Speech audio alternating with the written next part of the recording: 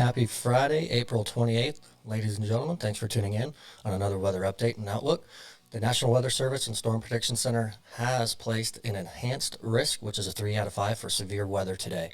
Now, what this includes with these weather threats are damaging winds, large hail, as well as a possibility for a few isolated tornadoes. Now, what we've got going on here, we've got a low pressure system near the panhandle of Texas.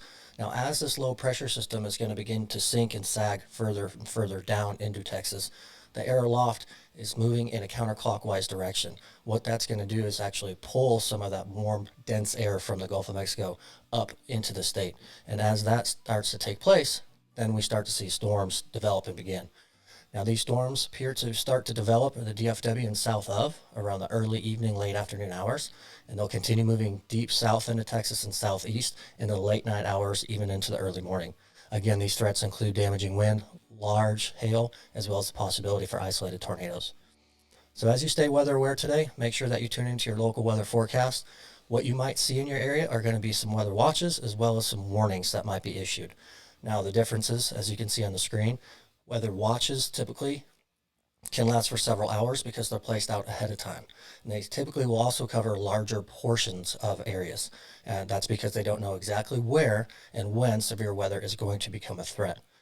Now, the advance notice when a watch is placed typically can be an hour to several hours ahead of time. But as we shift over into the warnings, typically the duration of warning lasts much, much shorter. Reason being, usually weather is typically already in that area or has already taken place.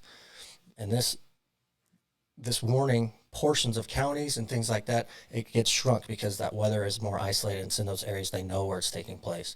Advance notice, typically just minutes, if not even at all. That's why it's important when you see storm chasers and spotters out there, they're not just getting imagery and data. They are providing what's called ground truth.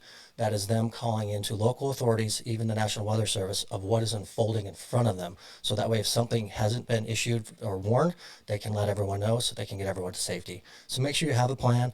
Take cover when there is severe weather in your area.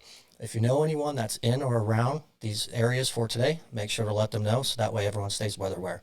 Thanks and have a great weekend, everybody.